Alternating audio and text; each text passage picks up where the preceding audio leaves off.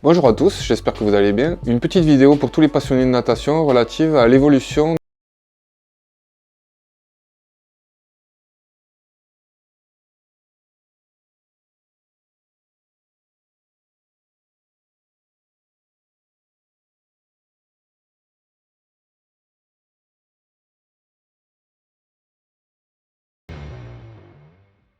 Comme vous pouvez le voir sur la photo de présentation, nous allons l'étudier de deux manières. Donc, un premier point historique, comme vous pouvez voir, entre Alain Bernard et David Popovici, donc les deux champions que j'espère que vous avez pu reconnaître, qui sont présents sur la photo, donc entre 2008 et 2022. On approfondira par la suite dans un deuxième point, un point de vue un petit peu plus technique. Donc sur la gauche, vous avez pu reconnaître notre champion olympique de 2008 au 100 mètres nage libre, Alain Bernard. Alain Bernard est champion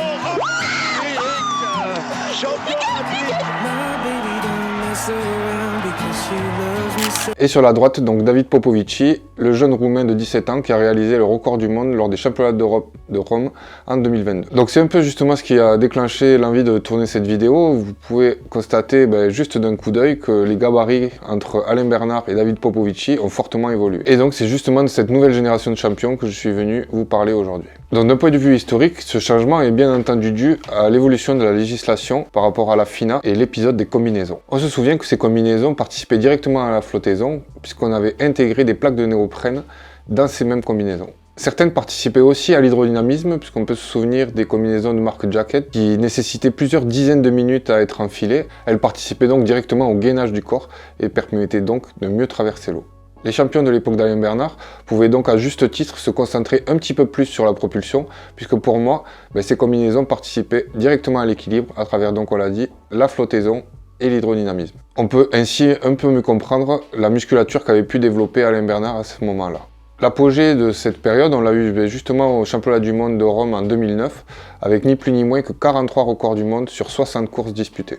On se rend donc bien compte quand même de l'impact que pouvaient avoir ces nouveaux matériaux pour la performance de ces nageurs. Donc la FINA, la Fédération internationale de natation amateur, se rendant compte justement de l'impact de ces combinaisons sur les performances des différents nageurs, a décidé par la suite de les interdire. On a été même arrivé à une petite guerre entre les concepteurs fabricants de combinaisons, où celui qui fabriquait la meilleure combinaison permettait à ces nageurs de nager un petit peu plus vite que leurs adversaires. Certains experts disaient d'ailleurs qu'on sortait un petit peu des caractéristiques intrinsèques de l'humain et sa capacité à nager vite, pour donner la priorité un petit peu plus aux matériaux et au matériel qu'il avait à sa disposition. On avait d'ailleurs à ce sujet une anecdote très intéressante de Laure Manodou, qui a été sponsorisée par l'un des deux grands concepteurs que sont Speedo et Arena, et elle avait choisi pour une compétition internationale de revêtir l'autre combinaison, enfin la combinaison de l'autre équipementier, qui lui permettait à ce moment-là de nager un petit peu plus vite. Elle avait donc stabiloté sa combinaison pour ne pas faire apparaître le sponsor, mais avait porté à juste titre la combinaison qui allait le plus vite à ce moment-là. Comme on l'a dit tout à l'heure, la FINA a par la suite interdit ces combinaisons, et on a eu certains champions français de la grande génération de nos sprinteurs qui se sont exprimés à ce sujet pour un petit peu parler de l'évolution qui allait s'en suivre. On avait par exemple eu Fabien Gillot qui nous avait parlé de la sensation de nager en descente, témoignant vraiment de la flottabilité et la flottaison qu'apportaient ces différentes combinaisons. Il avait également mentionné que si on avait continué dans cette voie-là, on aurait eu en finale des grands championnats qui sont les championnats d'Europe, du monde ou les Jeux Olympiques, des champions très musclés qui auraient donc privilégié vraiment la masse musculaire au service de la propulsion.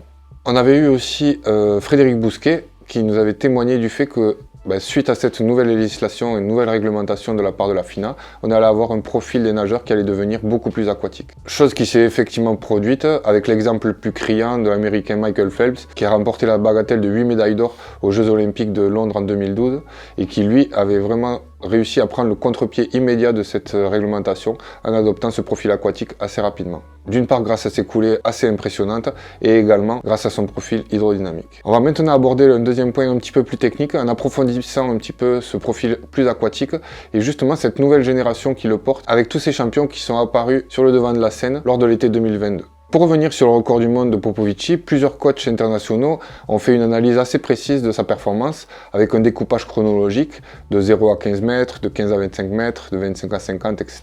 avec des prises de fréquence, des temps de passage, de manière à décrypter de manière la plus précise cette performance vraiment extraordinaire. Me concernant, je voulais mettre en avant un petit peu cette nouvelle génération de champions et plus particulièrement nos champions français qui ont brillé vraiment l'été dernier. Donc chacun d'entre eux a brillé au niveau international avec par exemple Léon Marchand qui a réussi à gagner 2 médailles d'or lors des derniers championnats du monde à Budapest en 2022, avec des temps de 4,04,28 au 400 m 4 nage et 1,55,22 au 200 m 4 nage. Comme vous pouvez le voir sur la photo que je vous présente, même si elle est un peu plus ancienne que l'été dernier, on voit qu'il a déjà un profil plutôt aquatique. Nous avons eu également 2 membres du club du CN Cugno qui ont brillé au niveau international également l'été dernier. Avec Lucien Vergne, qui à l'âge de 17 ans a réussi à gagner les championnats d'Europe junior au 200 m brasse en 2,13,02 et également au 4 x 100 m 4 nage mixte. Et le deuxième membre donc du CN Cugno, c'est Hugo Didier, qui à l'âge de 20 ans a réussi à ramener 4 médailles des championnats du monde de Funchal en paranatation. Grâce à des performances de 2,15,24 au 200 m 4 nage, 55,35 au 100 m nage libre, 4,11,16 au 400 m nage libre et 1,00,42 au 100 m d'eau dans la catégorie S9. Ce dernier brille depuis déjà un petit peu plus longtemps,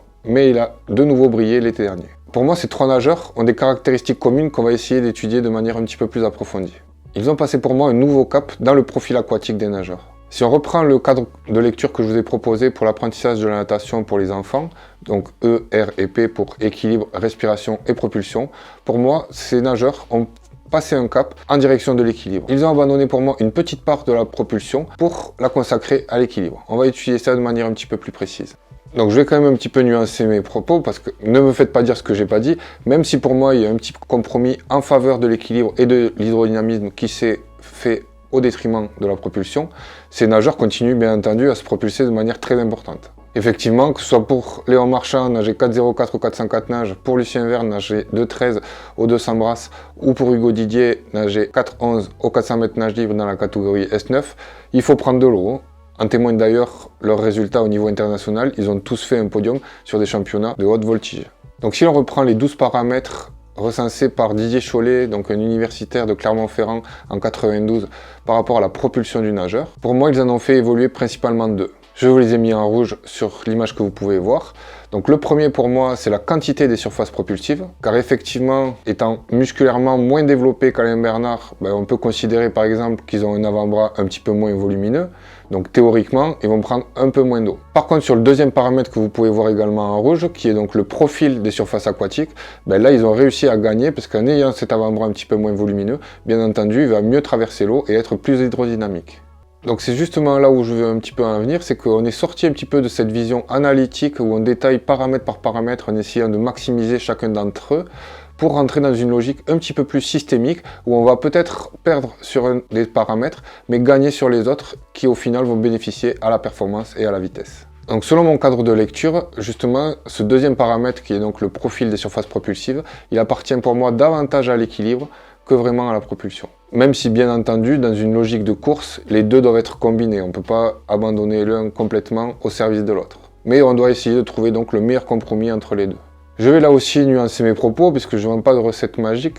Même si cette nouvelle génération apporte ce nouveau cap, on voit quand même qu'on a encore des champions qui sont musculairement très développés et qui continuent à performer au plus haut niveau. Si l'on prend nos sprinteurs français le plus en avant en ce moment, que sont Florent Manodou et Maxime Grousset, on voit qu'ils ont une masse musculaire très développée et ils vont très vite pour autant. Donc chacun trouve les solutions qui lui permettent de nager vite. Ceci nous amène d'ailleurs vers un nouveau type de questionnement plus énergétique que biomécanique.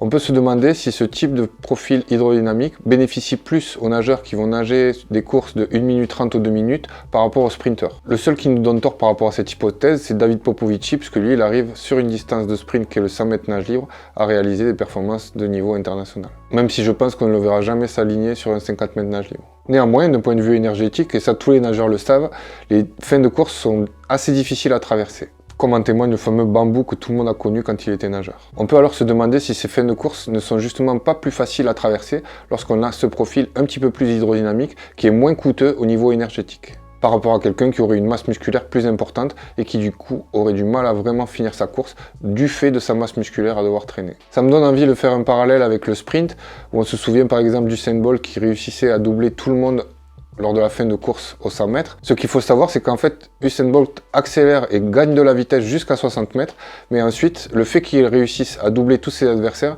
c'est simplement dû au fait qu'il ralentisse moins vite que ses adversaires. Il arrive donc à garder une vitesse importante sur sa fin de course, ce qui lui permet de doubler l'ensemble de ses adversaires. On peut donc faire le parallèle avec ces nouveaux champions qui, grâce à leur profil un petit peu plus affiné, réussissent à finir leur course à une vitesse assez importante. Je ne prends pas non plus en compte l'aspect mental de la performance qui donne des nouvelles ressources à ces nageurs et leur permettent également de finir plus vite. On va se concentrer sur leur temps de passage et sur les écarts qu'ils arrivent à creuser sur leur vis-à-vis direct. On voit par exemple Léon Marchand qui arrive à gagner 3 secondes sur son poursuivant lors du parcours en brasse. Il va ensuite maintenir cet écart lors du parcours en crawl. Concernant Lucien Vergne, il arrive à gagner 2 secondes sur le 4e 50 de son 200 brasses, ce qui est vraiment énorme. Enfin, même chose pour Hugo Didier, il arrive à gagner 1 seconde 06 sur le dernier 50 de son 400 mètres nage libre par rapport à son poursuivant. Nous avons dans tous les cas cette nouvelle génération de champions qui apporte un vrai bol d'air frais à la natation française. Et selon moi, en choisissant de perdre un petit peu de la quantité de surface propulsive à leur disposition pour bénéficier au profil des surfaces propulsives, ils ont réussi à gagner en vitesse et en performance. Si vous êtes intéressé pour réaliser une analyse vidéo de votre technique de nage afin d'améliorer vos performances, en détectant les paramètres sur lesquels vous pourrez agir pour pouvoir nager plus vite, n'hésitez pas à vous inscrire aux différents stages que je vous propose, qui seront en lien dans la description. J'espère que cette vidéo vous a plu, n'hésitez pas à liker et vous abonner, et on se retrouve pour une prochaine vidéo.